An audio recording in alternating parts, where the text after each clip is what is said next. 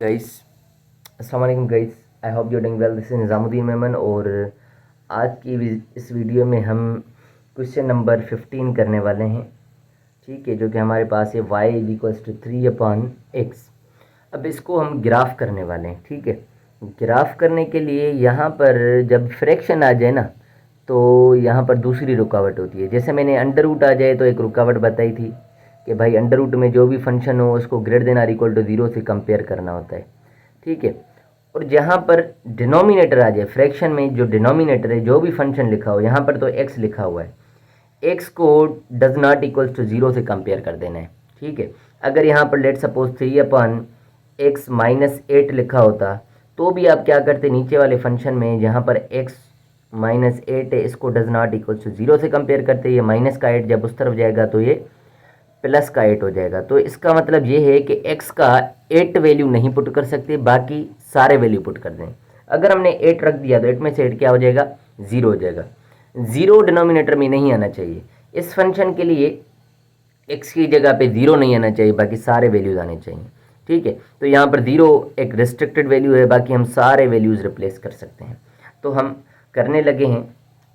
ठीक है, मैं क्या करने लगा हूँ कि कुछ पॉजिटिव और कुछ नेगेटिव वैल्यूज़ यहाँ पर 1 2 3 4 -1 -2 -3। ठीक है, -4 भी कर लेते हैं। ठीक है, तो ये चार वैल्यूज़ मैं रिप्लेस करने लगा हूँ। 3, और ये जब मैं नीचे 1 लिखूँगा 3/1 3 के बराबर होगा। 3 और नीचे 2 लिखूँगा 3/2 मतलब 1.5 के बराबर होगा। 3/2 का मतलब है 1.5, 3 का आधा। 3 को दो हिस्सों में तकसीम कर दो। ठीक है, तो 1.5 आएगा। 3/3, 3/3 हमारे पास आ जाएगा 1 के बराबर। 3/3, 3 कैंसिल आउट होकर 1 बचेगा। 3/4, 3/4 जो है वो 0.75 के बराबर होता है, तो ये 0.75 हो जाएगा। इसी तरीके से जब मैं -1 रखूँगा, -1 तो ये माइनस का 3 बन जाएगा। 3/-1 टोटल -3। 3/-2 तो टोटल -1.5। ठीक है, 1.5 माइनस का 1.5। जब मैं माइनस का 3 रखूँगा तो यहाँ पर -1 आ जाएगा। 3/-3, 3 कैंसिल आउट, माइनस का 1 बचेगा। 3/-4 माइनस का 0.75 आएगा। मतलब कुछ पॉजिटिव आ रहे हैं, कुछ नेगेटिव वैल्यूज आ रहे हैं, और जैसे जैसे हम बड़ा वैल्यू रिप्लेस करते जा रहे हैं वो वैल्यू हमारे छोटे होते जा रहे हैं। पहले 1 रखा है तो 3 आ रहा है, 1.5 रखा है तो उससे थोड़ा कम, फिर उससे कम, फिर उससे कम, फिर आगे और कम होता जाएगा।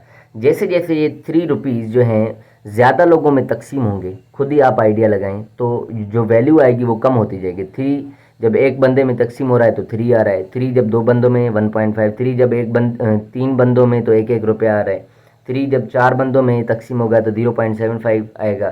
3 जब 5 बंदों में होगा, इस तरीके से पीछे जाएगी ये वैल्यू, कम कम आएगी। ठीक है, तो अब हम चलते हैं ग्राफ पेपर पे।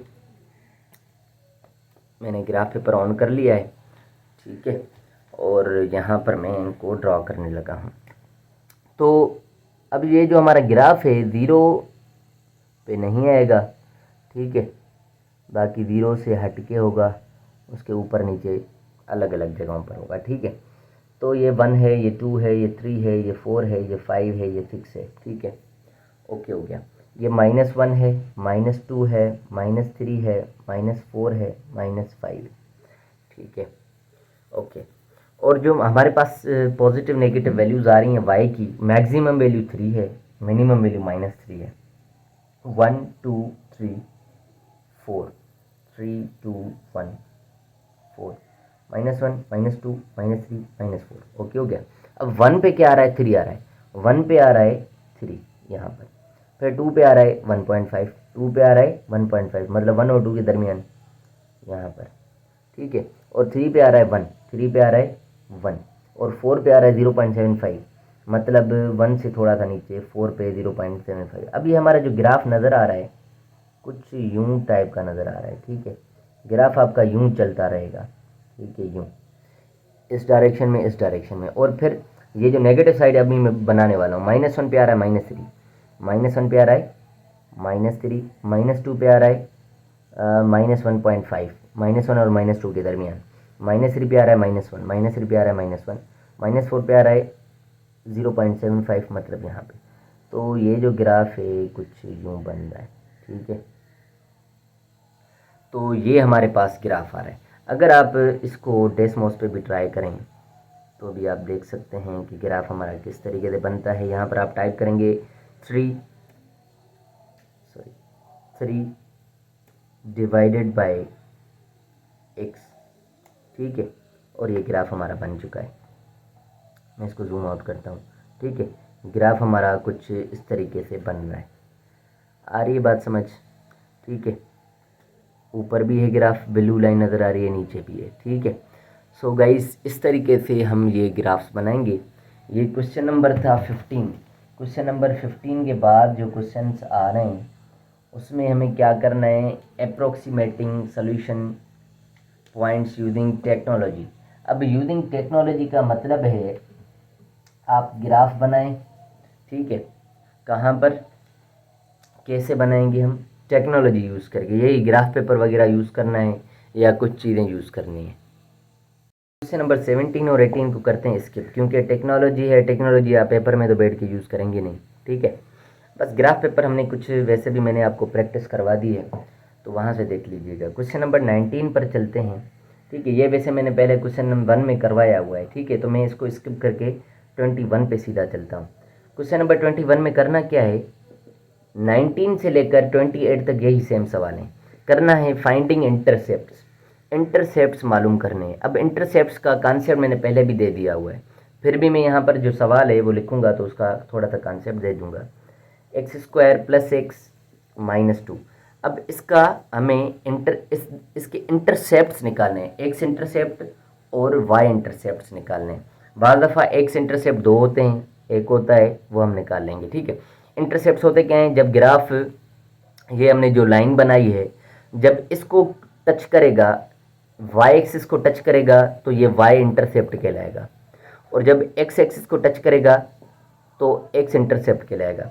ग्राफ किसी भी तरीके का हो सकता है, जैसे अगर मैं यूं बना दूं पैराबोला, अब यहाँ पर 2 x इंटरसेप्ट आए हैं पर y इंटरसेप्ट हमारा 1 है, ये भी x इंटरसेप्ट है, ठीक है, ये भी हमारा x इंटरसेप्ट है, ठीक है। इस चीज़ पर फोकस करना है कि ये जो ग्राफ है हमारा, ये जो इक्वेशन है ये हमारी क्वाड्रेटिक है, x में क्वाड्रेटिक है तो हमें 2 x इंटरसेप्ट मिलेंगे, ठीक है। तो इसी तरीके से मैंने आपको थोड़ा सा आइडिया दे दिया है कि हमारे पास 2 वैल्यूज x के आने वाले हैं और एक वैल्यू y का आने वाला है, ठीक है। तो मैं स्टार्ट करता हूँ। फॉर y इंटरसेप्ट निकालने के लिए हम करते क्या हैं, बेसिकली x का वैल्यू 0 रखते हैं। y इंटरसेप्ट निकालने के लिए हम क्या करते हैं, x का वैल्यू 0 रखते हैं। तो ये y सेम x की जगह पे 0 उसका स्क्वायर, x की जगह 0, ये -2, तो टोटली हमारे पास आंसर आ रहा है -2। तो ये जो ग्राफ है y पर -2 पर टच कर रहा है, तो लेट सपोज यहाँ पर हो सकता है कि पैराबोला जो हो अप हो, ठीक है, कुछ इस तरीके का पैराबोला हो, ठीक है, कुछ इस तरीके का पैराबोला हो, ठीक है। थोड़ा सा इसमें यूँ आएगा, ठीक है। यहाँ पर x पर 2 आ जाएंगे, y पर हमारा -2 पर आ रहा है, तो ये y का वैल्यू -2 आ रहा है। और फॉर x इंटरसेप्ट के लिए हम क्या करेंगे, यहाँ पर हमने x का वैल्यू 0 रखा था, यहाँ पर हम क्या करेंगे, y का 0 रखेंगे। यहाँ पर क्योंकि मैंने कॉन्सेप्ट आपको दे दिया है, इस सारी लाइन पर x हमेशा 0 होता है, इस सारी लाइन पर x हमेशा क्या होता है, 0। तो जब हमने x का वैल्यू 0 पुट किया तो ये वही वैल्यू बताएगा जो y का वैल्यू होगा, इस किसी भी लाइन पर कहीं पर भी जो y का वैल्यू होगा वही बताएगा। तो इसने बताया कि y का वैल्यू -2 है। इसी तरीके से अगर मैंने y का वैल्यू 0 रख दिया इस इक्वेशन में, तो y का वैल्यू इन दोनों में, यहाँ पर भी y का वैल्यू 0 होगा, वहाँ यहाँ पर भी y का वैल्यू 0 होगा, इस सारी लाइन पे y का वैल्यू 0 होता है। तो यहाँ पर y की जगह 0, x² + x - 2। अब यहाँ है क्वाड्रेटिक इक्वेशन। क्वाड्रेटिक इक्वेशन को सोल्व करने के लिए या तो हम मिडिल टर्म ब्रेक का इस्तेमाल करते हैं, ठीक है, मतलब फैक्टराइजेशन वगैरह हम करते हैं, या आप कोई और तरीका भी कर सकते हैं, ठीक है। इन दोनों की मल्टीप्लिकेशन है -2x²। हमें क्या करना है, बीच वाले टर्म को 2 हिस्सों में ब्रेक करना है, ठीक है। मैं इसको कर देता हूँ इरेज, यहाँ पर थोड़ी वर्किंग कर लेता हूँ, ठीक है। तो मैं क्या करूँगा, first term same, x² same और -2 सेम। मुझे क्या करना है, x को थोड़ा सेट करना है। मैं क्या करूँगा, इसको यूँ लिख सकता हूँ +2x - x। 2x में से x जाएगा तो वापस एक x बचेगा, और 2x को x से मल्टीप्लाई करेंगे तो -2x² भी बन जाएगा। मिडिल टाइम ब्रेक में हम बेसिकली करते क्या हैं, इन दोनों की मल्टीप्लिकेशन हमने यहाँ पर लिख दी। अब इस बीच वाले टर्म को इस तरीके से दो हिस्सों में तकसीम करना है, ब्रेक करना है, तोड़ना है। जब उनको प्लस माइनस करें तो वापस यही आंसर आए, जब हम उनको मल्टीप्लाई करें तो ये आंसर आए। ठीक है, इन दोनों की मल्टीप्लिकेशन का आंसर आए। तो यहाँ पर हो रहा है 2x में तो x जाएगा, 1x बचेगा, ये वापस आ रहा है आंसर। और 2x को x से मल्टीप्लाई करेंगे तो माइनस का 2x² बन रहा है। ठीक है, यहाँ पर हम क्या करेंगे, कॉमन निकालेंगे।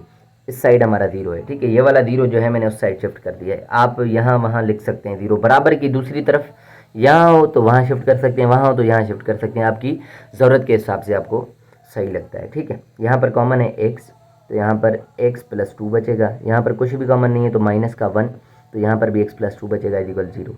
तो x + 2 दोनों ही कॉमन है, तो x + 2 हमने कॉमन निकाल लिया। यहाँ पर बचेगा x और यहाँ पर बचेगा -1 = 0।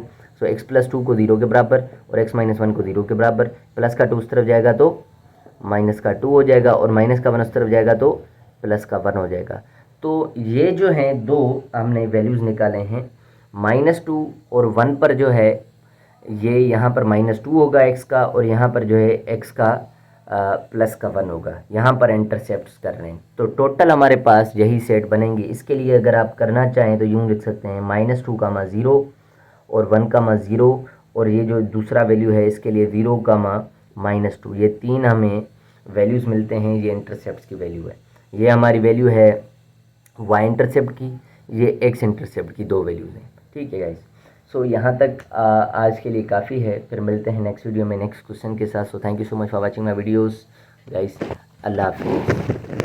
इसको मैं शो करवा देता हूँ। ठीक है, 0, -2, -2, -0, 1, 0। अल्लाह हाफिज़।